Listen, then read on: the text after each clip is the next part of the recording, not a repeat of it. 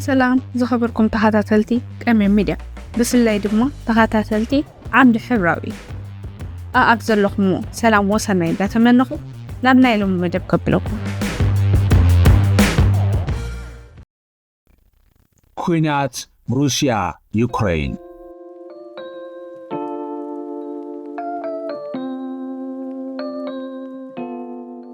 ኩናት ሩሲያ ዩክሬን ዕለት 24 ለካቲት 2022 ጀሚሩ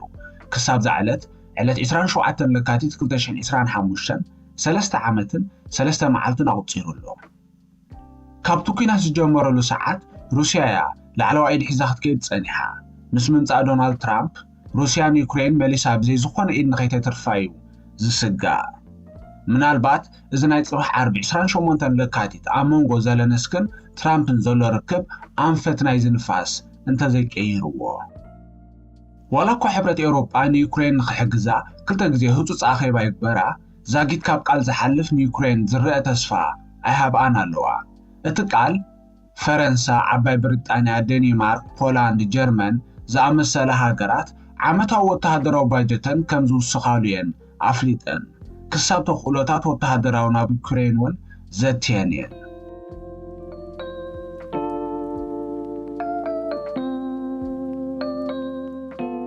سلامنتايو بوتين عبزو كينات لعلوا ايد حيزولن مفلات نزسعمنت بتات نرأيو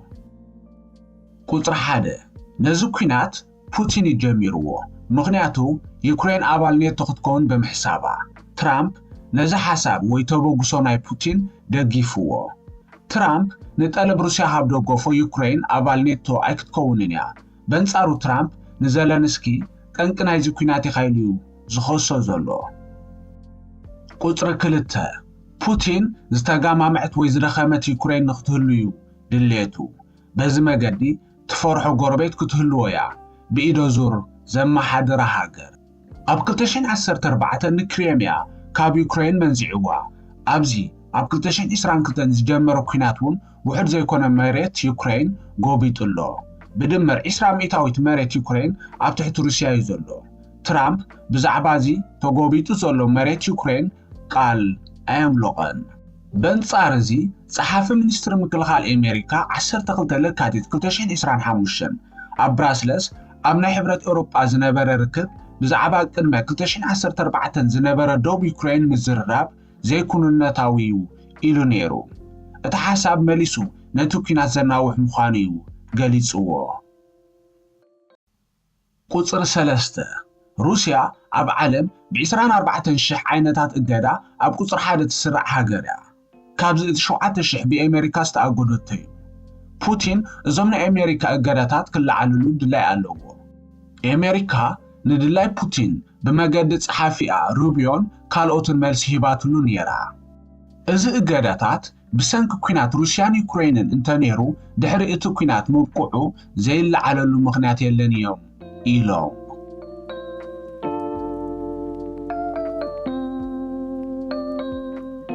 بوتين بعين بوليتيكا زخوصرو على وديو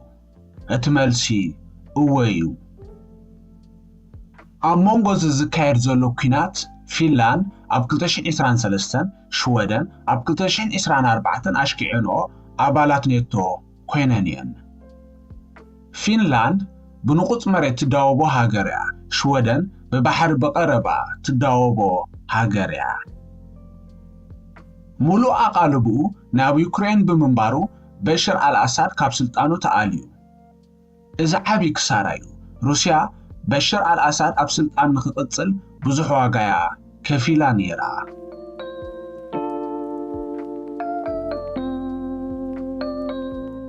بوتين نيوكينات كريميا كتشين 14 كم معرابيان نخموطو زخيل بودهاتات كم مدالون ممهارن ننايزي حيجو كينات كم ستتقوم الليو زتنتن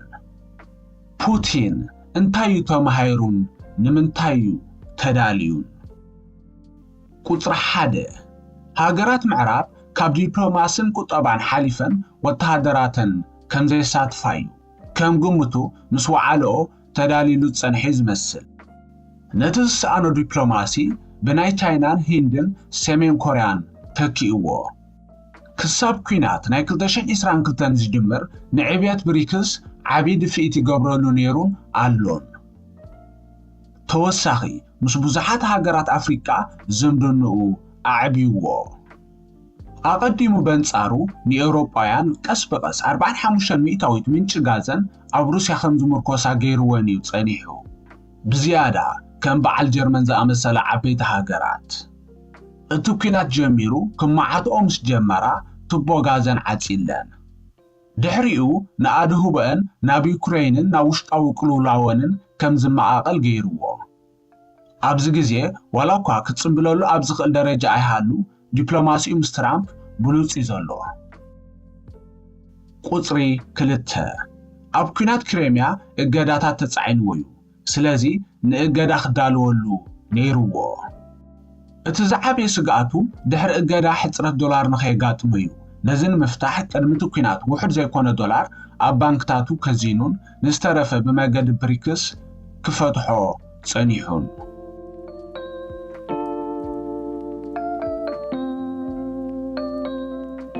ስለምንታይ እዩ ትራምፕ ፀግዕ ሩስያ ኮይኑ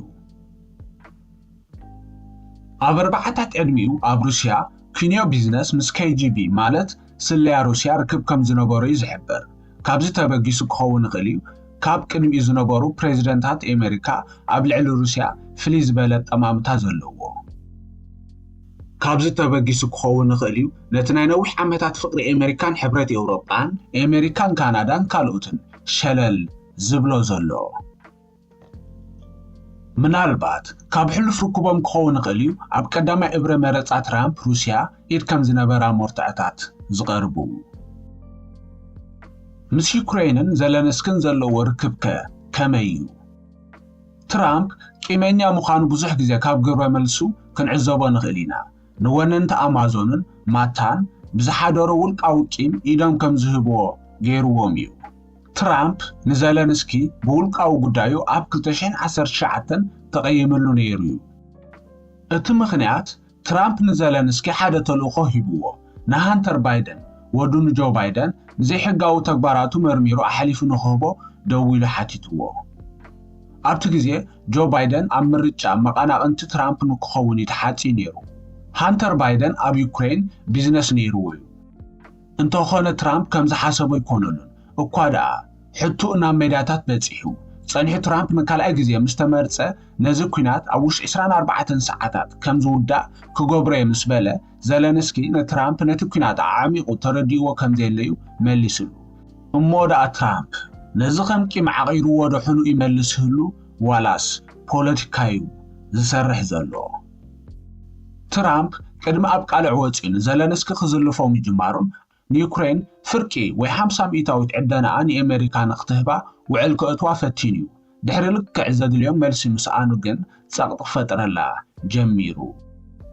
ንዘለንስኪ ካብ ዩክሬን ነፂሉ ብተደጋጋሚ ብፀርፊ ኣጥቂዕዎ ካብ ስልጣኑ ክወርድ ፃውዒት ገይሩሉ ሰዓብቲ ትራምፕ ከም በዓል ኢሎን ማስክ እውን ንዘለንስኪ ብኣመሓድርኡ ምነኣስ ተታሒዞሞ ኣለዉ ኣማኻሪ ናይ ሃገራዊ ድሕነት ኣሜሪካ ማይክ ዋልትዝ እውን ኣብ 20 ለካቲት ኣብ ዝስምዖ ቃል ናብ ዘለንስኪ ክልተ መልእኽቲ ኣሕሊፉሉ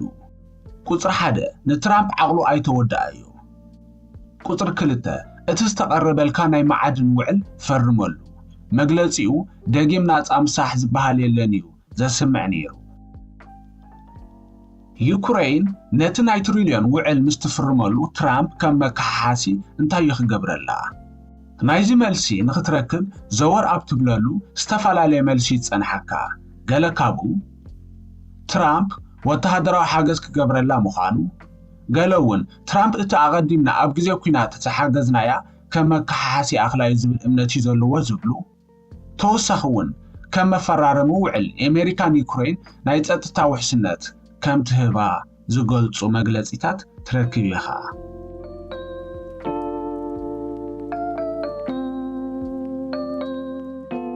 ዘለንስኪ ምስ ሰበ ስልጣን ኣሜሪካ ኣብ ሙኒክ ድሕሪ ምዝታዩ እቲ ዝቐረበሉ ውዕል ንዩክሬን ጠቕሊሉ ዘየርብሕ ምዃኑ ይገሊጽዎ ስለዚ ትራምፕ ኢዱ ከይሃበ ብዝተፈላለየ ቅዲ ንዘለንስኪ ፀቕጢ ክፈጥረሉ ዝፍትን ዘሎ ብዘይካ ብመገዲ ሩስያን ነቲ ዝነበረ ሓገዝ ምቁራፅን ብዓለማዊ ውድባት እውን ፀቕጢ ክፈጥረሉ ጀሚሩ ኣሎ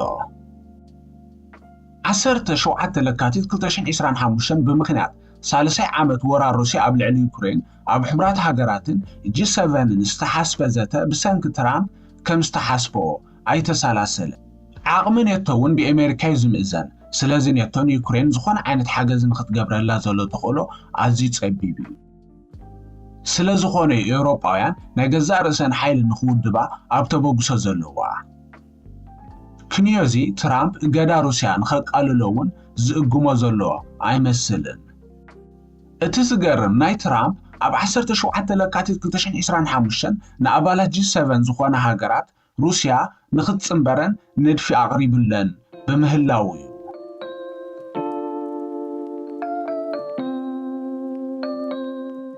ድሕሪ ዝኹሉ ፀቕጢ ግብረ መልሲ ዘለንስኪ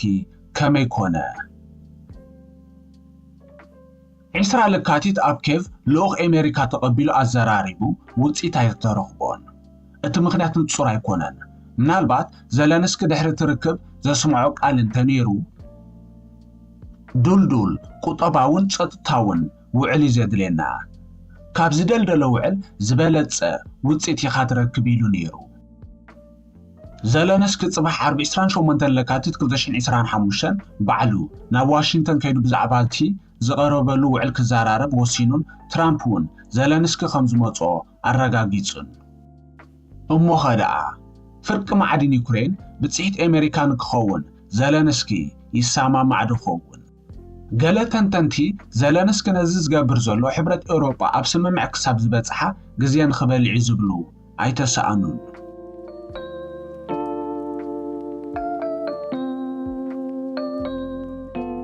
ተወሳኺ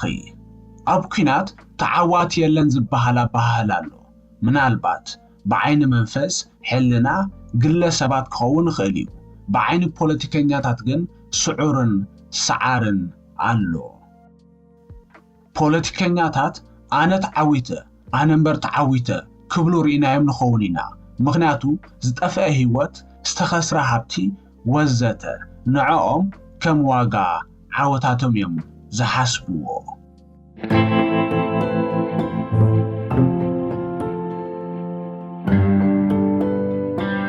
ዝኸበርኩም ተኸታተልቲ ዓምዲ ሕብራዊ ንሎሚ ዘዳለናዮ መደብ እዚ ክትከታተልዎ ዝፀንሕኩም ነይሩ ስለ ዝተኸታተልኩምን ኣዝና እንዳመስገና ሰላም ወሰናይ